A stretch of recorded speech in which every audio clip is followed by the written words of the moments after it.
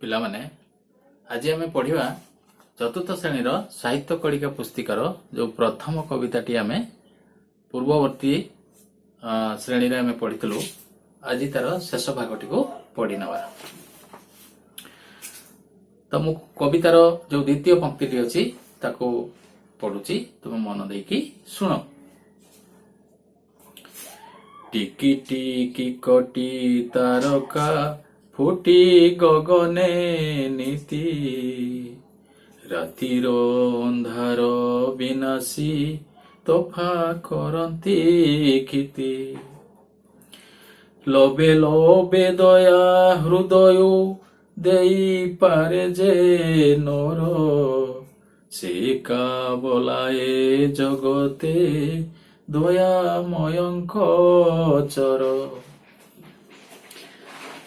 पद कथा मधुर जेहु भाषई मुखे परकु आपणा करी से बांधी पारई सुखे। पिला माने ए कविताटी रे एक सुंदर कथा वर्णना करा जायछि। आमे याकु टिके बुझि नबा। टिकी टिकी कोटी तारका फुटी गगने नीति सही समान कथा। टिकी टिकी तारका फुटी तारका कहले कौन तुम्हें राति रे जतरे आकाश को देखो आकाश रे किछि आलोक तुमको जुळु जुळु देखा जानती से सब हेले तारका। तो टिकी टिकी कोटी तारका कोटी रो अर्थ आमे टे बुझिनबा।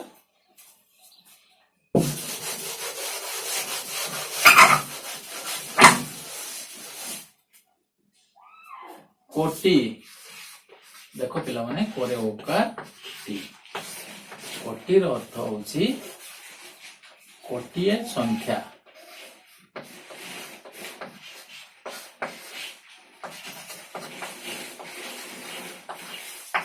यह एक बहुत बड़ संख्या कोटी कोटी जार परिमाण बहुत बेसी संख्या बहुत बेसी। टिकी टिकी कोटी तारका फुटी गगने नीति प्रत्येक दिन आकाश रे कोटी कोटी संख्या रे तारा देखा जाती केते बेले राति रे रातिर अंधार विनाशी तोफा करती क्षिति। रातिर अंधार विनाशी राति रे तुम जानिछ अंधार चारिआडे अंधार देखा जाए। तो ये अंधकार को दूर करी कोटी कोटी संख्या रे तारा माने तोफा करती क्षिति ए पृथ्वी को और धरणी को आलोकित करती तोफा कर दियंती। यार अर्थ है आलोकित करती सफा परिष्कार कर दियंती। तो तोफार अर्थ बुझी नेबा।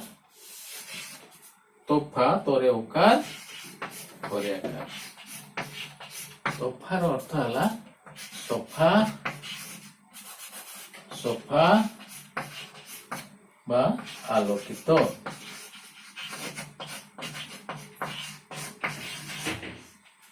तोफा करती क्षिति क्षिति को आमे बुझी नवा। क्षितिर अर्थ है क्योरे हर्षिकार तोरे हर्षिकार। क्षिति है पृथ्वी बा ताको आमे कहबा धरणी जोंथि आमे बास करू। तो आउ थरे ए जो धाड़ीटी को आमे बुझी नबा। टिकी टिकी कोटी तारका फुटी गगने नीति रातिर अंधार विनाशी तोफा करती क्षिति। टिकी टिकी कोटी तारका कोटी कोटी संख्या रे छोट छोट तारा माने फुटी गगने नीति गगन रे आकाश रे ए माने देखा दियंती। पिला तुम जानिछ गछरे फूल फुटे किंतु तारा आकाश रे देखा जाए से कौन सतरे सेठी फूल परी फुटे कि ना। कवि को कहिबा कथा जे टिकी टिकी कोटी तारका छोट छोट तारा माने जांकर संख्या कोटी कोटी संख्या गणी हबनी एते संख्या ଆକାଶରେ ନିୟମିତ ଦେଖା ଦିଅନ୍ତି। ଫୁଲ ଯେମିତି ଗଛରେ ଫୁଟେ, ତାରାମାନେ ସେମିତି ଆକାଶରେ ଦେଖା ଦିଅନ୍ତି। ରାତିର ଅନ୍ଧାର ବିନାଶୀ ତଫା କରନ୍ତି କ୍ଷିତି। ରାତିର ଅନ୍ଧକାରକୁ ଦୂର କରିଦିଅନ୍ତି। ଏ ତାରାମାନେ ରାତିରେ ଅନ୍ଧାରକୁ ମଧ୍ୟ ଦୂର କରିଦିଅନ୍ତି ଏବଂ ଆମର ଯେଉଁ ଧରଣୀ, ଆମର ପୃଥିବୀ, ଆମେ ଯେଉଁଠି ବାସ କରୁଛୁ ତାକୁ ଆଲୋକିତ କରନ୍ତି। ତାପର ଧାଡ଼ିକୁ ଯିବା। ଲୋଭେ ଲୋଭେ ଦୟା ହୃଦୟ ଦେଇପାରେ ଯେ ନର, ସେ କା ବୋଲାଏ ଜଗତେ ଦୟାମୟଙ୍କ ଚର। ଲୋଭେ ଲୋଭେ ଦୟା ହୃଦୟ, ଯେଉଁ ବ୍ୟକ୍ତିଙ୍କ ହୃଦୟରୁ ଟିକେ ଟିକେ କରୁଣା ଭାବ, ଟିକେ ଟିକେ ଦୟା ଭାବ, ଲୋକଙ୍କ ପ୍ରତି ଦୟା ଦେଖାନ୍ତି ଯେଉଁ ବ୍ୟକ୍ତି, ସେ ଏକା ବୋଲାଏ ଜଗତେ ଦୟାମୟଙ୍କ ଚର।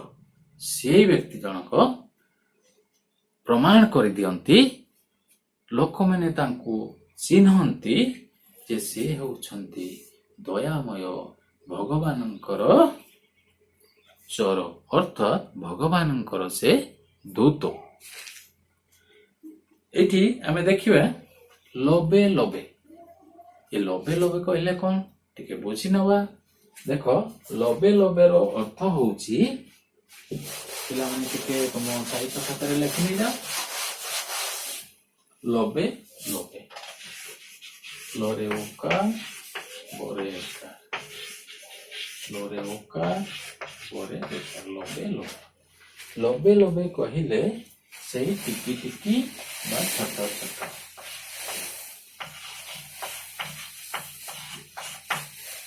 ଅଳ୍ପ ଅଳ୍ପ,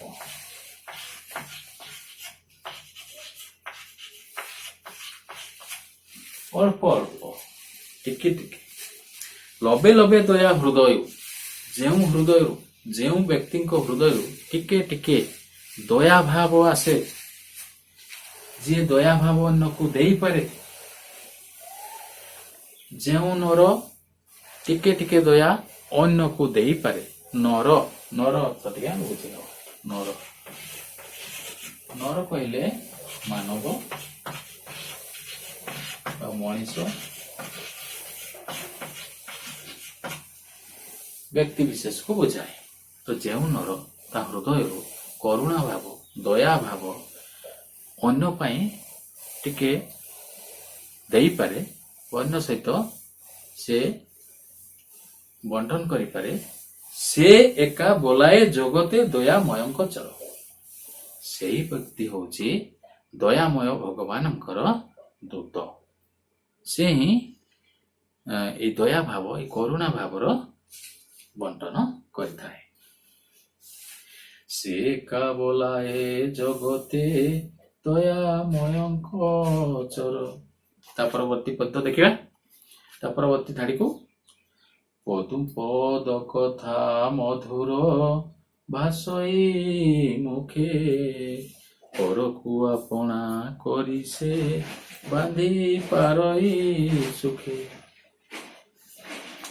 ତ ପଦୁ ପଦ କଥା ମଧୁର ଯେହୁ ଭାଷଇ ମୁଖେ, ଯେଉଁ ବ୍ୟକ୍ତିଙ୍କର, ଯେଉଁ ଲୋକର କଥା ମଧୁର, ଯାହାର ମୁଖରୁ ମଧୁର ବଚନ, ମଧୁର କଥା, ମିଠା ମିଠା ଭାଷା ଯିଏ କହିପାରେ, ପରକୁ ଆପଣା କରି ସେ ବାନ୍ଧି ପାରଇ ସୁଖେ।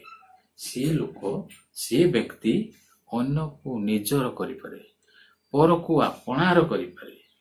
ଯେଉଁ ବ୍ୟକ୍ତି ମଧୁର କଥା କୁହେ, ତାର ସାଙ୍ଗସାଥି ବହୁତ ହୁଅନ୍ତି, ସମସ୍ତେ ତାଙ୍କୁ ସ୍ନେହ କରନ୍ତି, ଶ୍ରଦ୍ଧା କରନ୍ତି, ତାର ପ୍ରଶଂସା କରନ୍ତି। ଶେଷ ପଦଟି ଆମେ ପଢିବା। ଟିକି ଟିକି କାର୍ଯ୍ୟ ସୁଗତି ଯେବେ ଦେଖାଇ ପାର, ତେବେ ସିନା ମର୍ତ୍ତେ ପିଲାଏ ଜନ୍ମ କରିବା ସାର। ଟିକି ଟିକି କାର୍ଯ୍ୟ ସୁଗତି, ଯେଉଁ ବ୍ୟକ୍ତି ଟିକେ ଟିକେ କାମ, ଅଳ୍ପ ଅଳ୍ପ କାମ, ଛୋଟ ଛୋଟ କାମରେ ସୁଗତି, ଏହାକୁ ଟିକେ ବୁଝି ନେବା।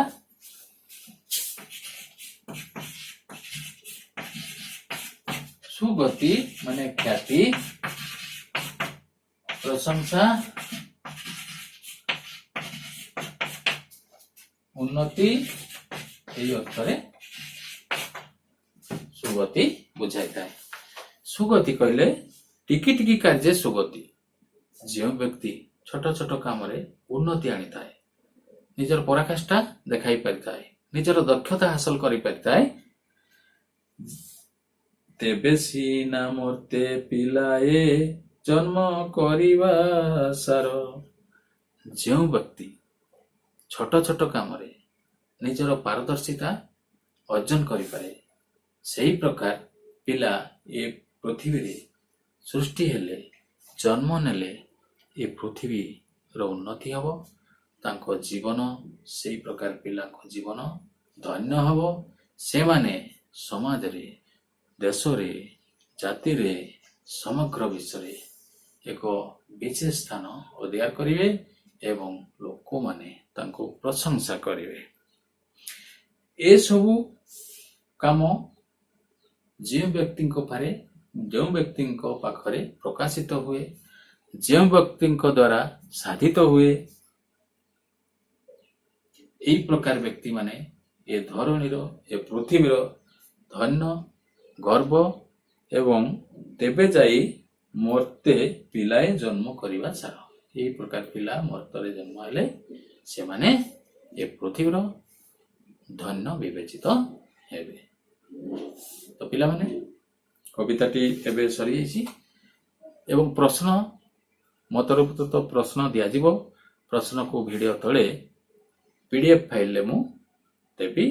ତାକୁ ଦେଖି ତୁମେ ଏହାର ସମାଧାନ କରିବ, ଉତ୍ତର ଲେଖିବ ଏବଂ ପରବର୍ତ୍ତୀ ସମୟରେ ମୋ ଆଡ଼ୁ ଉତ୍ତର ଗଲେ ତାକୁ ମିଳେଇକି ତୁମ ଉତ୍ତର କେତେ ଭୁଲ କେତେ ଠିକ ଯାଞ୍ଚ କରିବ ଏବଂ ଆସନ୍ତାକାଲି ଆମେ ଇଂରାଜୀ ପଢ଼ିବା।